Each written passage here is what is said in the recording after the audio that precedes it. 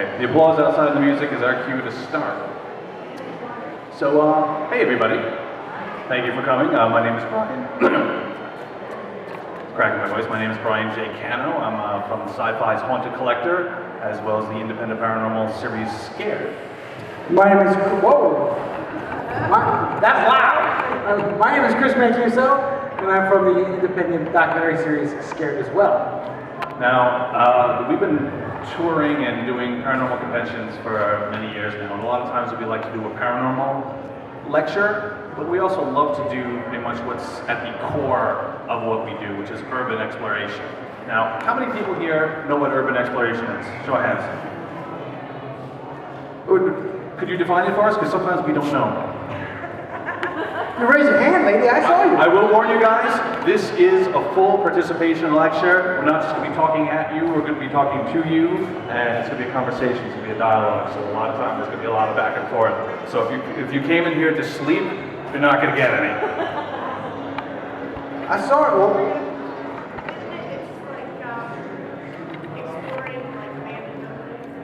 yeah, for the most part, it's the exploration of abandoned buildings, and it goes a lot deeper and further than that. I like to consider it as the grandfather of paranormal investigation, because for the most part, paranormal investigation as it exists today with the gear and the gadgets and the psychics and the teams and the black t-shirts wasn't always that way. It often starts with a little bit of curiosity, maybe an abandoned building on the hill, a haunted house somewhere, and the desire for some people to go check that out. Sometimes there's an urban legend about the priest who killed 10 kids and dragged them to the 7th sublevel of the basement. So what happened there? As legends grow, as time passes, who knows what the truth is about these places? And a lot of times, those rumors attract all different types of people. For us, we wanted to make documentaries about those abandoned places and man's footprints, whether it be abandoned or not, on society. now, who could tell me a show that was out about urban exploration long before our time of doing this? Anybody know? I know. Not you. Come on, guys. Think about this. They rode around in a van. There you go, Scooby-Doo. I would you guys give yourselves a round of applause, because that's the quickest response we've ever had. Literally. Very cool. I mean, if you think about it, they always came upon some creepy legend or abandoned place. They didn't have, EMF detectors and audio recorders. They just heard rumors and said, hey, let's go see what the hijinks is going on in these places. And here's the thing, Scooby-Doo, there was no client. Scooby-Doo, there was no reveal. It was just these cats going in, doing their thing, running around, having some adventure, having some hijinks, and then coming away at the end with some answers. And a rubber mask. And a rubber mask. So that's at the beginning, back in 2002 when we first started this, our show was called Scared on Staten Island. We're from Staten Island, New York. It felt only fitting to start in our hometown. And there's so many rumors about all the different abandoned places there. Staten Island being a borough of New York City, it's very much a suburb, so it's not, high rises and subways. It's, like any other town across the United States. There's so much history and so many rumors that we felt, we needed to check this out. And if these places were as haunted as everyone rumored them to be, we should be able to go in with nothing but a camera, some stuff, our wits about us, and come out with some answers. Now, has anybody here actually done urban exploration? You have. Is it where? Jackson Sanitarium? Where is it?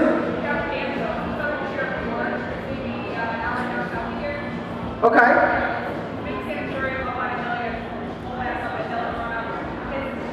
Actually, could you come here for a second? Come on down. We like audience participation, so if you guys have questions too during the course of this, feel free to raise your hand, and you don't have to wait till the end. Miss, would you like behind what's door number 1 or door number 2? I'll take door number 2. Okay, door number 2, what do you have for her, Chris? I got nothing. You get nothing, but you tell us.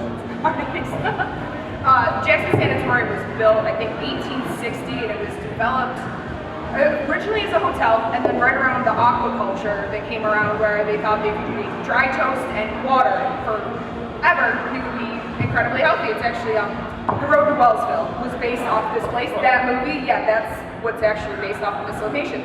So I knew some guys that were from there, and they took us up and overlooked the entire Genesee Valley. And you get up there, and there's still like old beds and everything out, and you take pictures, and there's pieces of wood falling over and everything. But there's something, I don't know, you're reconnecting at a different level when you get into these places, because you have no idea what the history is unless you've done a lot of research on it. So your mind's really open to what's going on. So it's fantastic, and I would recommend it. Urban Explorer, get out there, go do stuff. There you go, guys. Now, for those of you who haven't seen Scared on Staten Island, which I kind of hope you have, because we're a little embarrassed about those old episodes, if you haven't seen Scared, we put together a little quick music video to show who it is we are and what we do. And it goes a little something like this.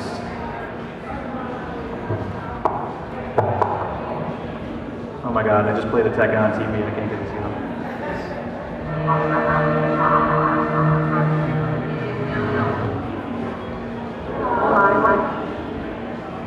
Hi, my name is Chip Coffey from A&E Psych. Technical difficulties. You are watching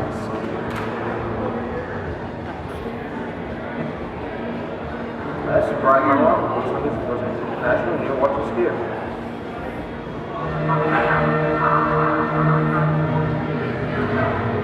Chris, buy me some time.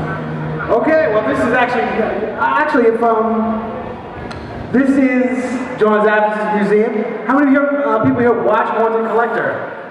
A couple of people, okay. A little bit of trivia, Brian? Questions we get about urban exploration is, okay, how does this relate to paranormal investigation? And now, a lot of times when we're at paranormal conventions, everyone wants to hear about tech and gadgets and, my team this, and how are we gonna make this, how does this apply to us? Urban exploration pretty much is paranormal investigation on the move. It's whatever you can carry with you, put in your backpack. There's no DVR systems, there's no big hulking machines. It's like, look, I've got my EMF detector, I've got my digital recorder, and whatever else I can easily get to. Because, for the most part, the places you're going to go into, for the most part, are abandoned, and like Chris said, have no electricity. So if there are EMF signatures in an abandoned building with no electricity, you have to wonder, all right, what's this coming from? Where is this? Is this supernatural in origin? Also, because there's no electricity, you can't plug in your DVR system. So when you're on the move, you're very in tune with your five senses. We investigated a place called Danvers Mental Institution in Danvers, Massachusetts. The insane asylum was built on Hawthorne Hill, which was where the Salem witch trials first began.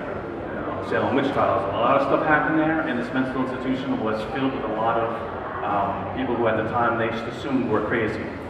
Maybe some of them were affected, maybe some of them were haunted, we don't know. But at the time, they did a lot of things that today would probably be considered illegal as far as treatments. A lot of backroom lobotomies, a lot of just poor handling of the people. So, we kind of assume that some of that is left behind. So we went in, cameras, EMF detectors, in addition to the paranormal here, there's basic things you want with you on an urban exploration to keep yourself safe, to keep yourself going, and in general, just to make sure that this investigation is as good as it can be. And Chris, what would one of those first items be? One of the first items that you want to take with you on any urban exploration is actually sitting right on the table. It's water. Anybody know why we want to take water with us? So you don't get dehydrated? All right, so you don't get dehydrated. A lot of times, depending on the season, of course, you're doing urban exploration in the summertime. You have not only what you're wearing, but your gear, 100 degrees outside. It's easy to dehydrate. You'd be surprised because urban exploration is very physical. You're walking around. It's not sitting in some quaint little bed and breakfast with a pair of headphones on watching a video monitor. It's very hands-on, very, like I said, you're up and down the stairs, and a lot of these places are huge. You're walking through 75, 100 acres of not only buildings, but in between the buildings and trees and stuff. Now, if you get dehydrated, anybody know what happens when you start getting dehydrated? You get dizzy, you lose your balance. A lot of times, these places, you could even have hallucinations. A lot of these places, you don't want to get dizzy, you don't want to lose your balance, because there's a lot of real dangers involved in these places, from holes in the floors, ceilings that are collapsing. Actually, I was in one building, I own Staten Island, by myself. I walked into this room, and the ceiling was so bowed in, it's literally like 3 inches above my head. And I'm stupid enough to stay in there and go with my camera, oh look, the ceiling's caving in. I'm not the sharpest tack in the box all the time. I can't find the video now. I'll find it later. If you want to come by the booth, we'll certainly play for it for you. But behind us are just going to be slides from our urban explorations. We're not pretty much going to go through each one, but if you see something that you're like, hey, what's that? By all means, stop us. What you will see are a lot of abandoned places. A lot of places very much like Buffalo Central Terminal, where there's a lot of ruin and decay. For that reason, one of the main things I always used to and still bring on me for any investigation, gloves. I used to bring these chemical-resistant gloves because in a place like this, a lot of places we would investigate were insane asylums, hospitals. I have no idea what germs were or still are there. And second of all, I don't know what kind of medicines they use to treat them. I don't want that on my skin or in my pores or anything. So I would walk around in 92-degree heat with these chemical-resistant gloves on. They have these airborne jump boots, very thick. You know, you're walking around the debris. You don't want to get cut. You don't want to get scraped because, you know, if you're in the middle of a place, usually help is very far away. So the safer you can keep yourself, the better. This is not something so much to take with you, the next item I want to tell you, but it's very important nonetheless. Familiarize yourself with the foliage of where you'll be exploring. I love this Ask story. yourself, what does poison ivy look like? What does poison oak look like? What does poison sumac look like? Knowing those 3 little things can save you so much trouble. How do you know this? Oh, this is a good question. Rosalind asks, how do you know this, Chris? Tell me, I'm curious. Okay, I have never had poison ivy in my life until we started doing urban explorations. Since then, I think I get it every single year, without fail. And I know what this stuff looks like. But right now, I think I'm so susceptible, because you know that stuff like gets in the air and it just gets on your skin. Anyway, one time, this is like the 4th or 5th time I actually got it. I didn't realize. I wound up, we're walking outside, and I jump into a bush. Because it's dark out, and I jump into a bush, and my shirt comes up. I don't think nothing of it. Nothing of it. Next day, I wake up, I'm like, oh man, what's going on here? I lift my shirt up, there's a big red patch right here. Oh no. I call Brian. Hey Brian, did you get poison ivy? No, dude, I'm feeling fine. Oh, dude, I got it all over my stomach, man. This sucks. This is horrible. That sucks to be you. It's itchy and it's, you know, it oozes and it's just like, oh my god, I just want to rip my skin off. As the day progresses, it starts going up. Okay, that's bad. That's not good. But as the day progresses, it all starts going down. And I was like, oh my god. For any guy, that's like a total nightmare. It's like, oh, please don't go any further than this. Don't go any further than this. So I would call Brian and give him updates on my progress all day. I don't want to know. I don't know where this is going. So, like I said, take it from me. Know what poison oak looks like. Know what poison sumac looks like, and please know what poison ivy looks like. So, you know, there's things like that that are plants in nature, things that are going to get you. There's animals, there's foliage, there's things, and sometimes in these places there are people. And just like with any paranormal investigation, in general, what is the big rule with paranormal investigations? Respect. Why? Because the spirits you're trying to contact, the entities that you're trying to communicate with, you know, it's one of those things that we all fall into this trap. I've done it many times myself. You walk in, and one of 2 things will happen. You'll all of a sudden become Egon Spengler, and you'll be like, you know, very technical, and you're going to want to do things the right way, and the camera's on me, so I'm going to want to sound smart. And you say something like, is there any spirit here who wishes to communicate with us?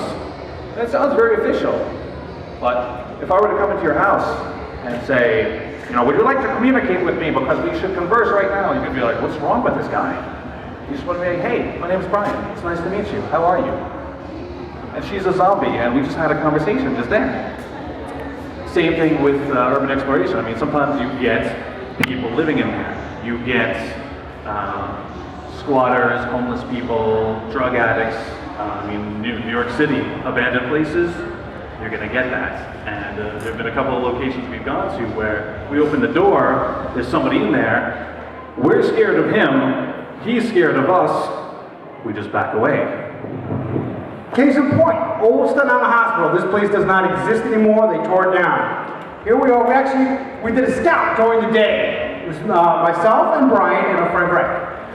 Now we come, we're on the first floor. We come down this hallway and we see a door closed at the end of the hallway, and there's a light underneath the door. Well, it's like a little flashing light, like a TV's playing. It's like a brand new pair of Timberlands right there. Now, here's the thing about that. This is one of our first kind of adventures, and I will call them adventures, not investigations, because back then, they were adventures. There was nothing official about it. So we're in the hallway, and the three of us just kind of standing there. The three of us, again, I'm the guy who's like, you know what, maybe we should, go knock on the door. Greg is like, no, we should yell. No, let's knock on the door. Him and I are going back and forth. This went on for 5 minutes, and I'm kind of doing this. I'm like, really? This is what we're going to do? We're going to stand here, and there's lights down there, and I just go, hello! Whoa! Door opens up, and some dude pops his head out. He's like, how you doing? My name's Chris. Now again, this place is abandoned. Nobody should be here. That's like if you guys came here not for an event and went 4 floors up and there was a guy watching Cinemax. No, should not be here. Now, this guy saw us. Okay, this is kind of, a lot of times we always say, do as we say, not as we do. We're going to change the name of this lecture to do as we say, not as we do. Because this guy pops out the door and invites us in. And guess what? We say, okay. Yeah, here we are, 3 dudes, expensive camera equipment, lights and everything. If something went down, we are not going to be quick. We're going to be dead. Guys want to come in?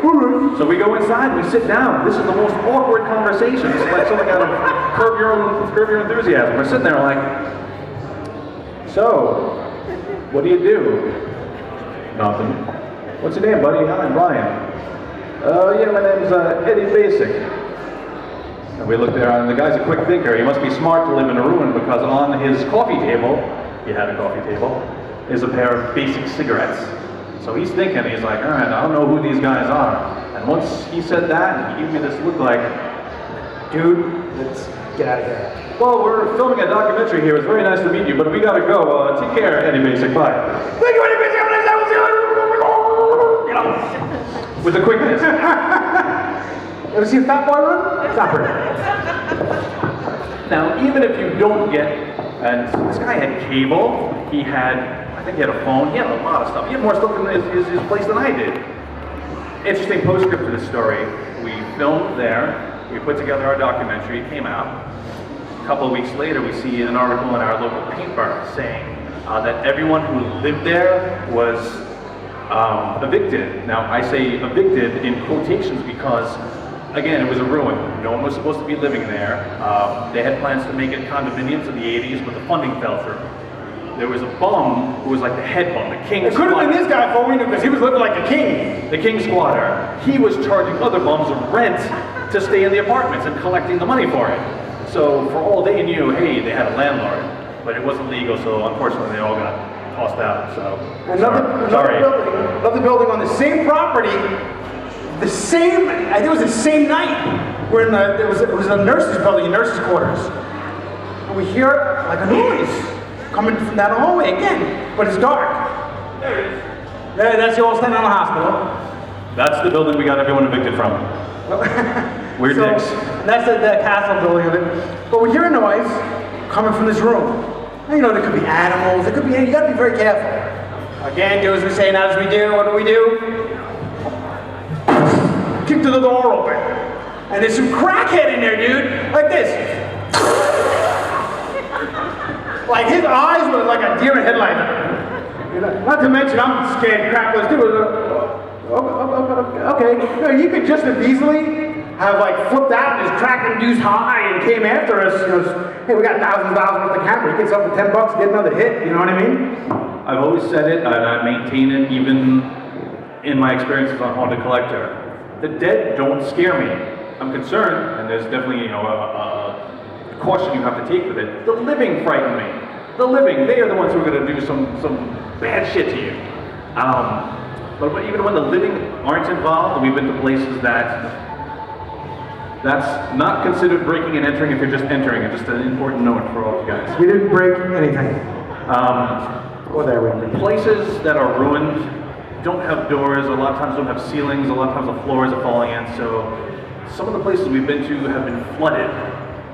We like to always scout out the places we go to before we actually do a full exploration there. Now, Brian, why would you scout out a place? Because you get to know the lay of the land, and you get to know if it's under 5 feet of water or not. One thing we often bring with us are fishing waders. You know, those boots that kind of go up to your chest, just big rubber, fetish-looking things. And not only are they useful protection against water, they're also very, very attractive and stylish. Yes. Yeah, ghost hunters are going to be wearing that next year, guaranteed. We go to this place called Byberry, Philadelphia State Hospital, on the northern outskirts of Philadelphia. It's torn down now. It's going to be a common theme. Every place we go to gets torn down. It's a scare curse. Hopefully not here. We had scouted it out, and there was this system of tunnels that connected the buildings. Because, I mean, most hospital complexes, they're big, they have to transport things from building to building, and a lot of times they just have tunnels that connect the buildings, because in winter, it's not like they have to wheel a guy in a gurney through all this snow, they just take the tunnel. This one particular set of tunnels was deemed the Underdark. Sounds very spooky. It's called the Underdark not because that's what it was called, but because the graffiti on the side of the wall said Underdark this way. So, we found the Underdark to be in water. Yeah, but we had to actually climb down this ladder. And of course, like I said, we came prepared with the fishing waders, very stylish. And, you know, we climbed down the ladder, we started walking. And at first, very, you know, baby ankles, top of the shoes kind of thing. No big deal. As we start walking deeper and deeper into tunnels, the water starts rising. Who has went fishing, worn fishing waders? You know the suction is and it's cold too. And shriveling and everything. It's actually not bad. Hey, Really? what's going on? What's going on here? Now, fishing waders, in addition to not being stylish, aren't very utility and, you know, packed in mind. There's like a little pocket in here, like on the inside. I guess you put fishing lures in it, but no, we gotta put a EMF detector and our cameras and spare tapes and a battery. So I've got all this stuff weighing my waders down. Okay, so as Chris says, the water's rising. We get to a point that there's a fork in the road. Now, I'm a self-professed geek. When I was a kid, I played D&D. For any of you who ever played this game, what's the first rule? Never split up the party.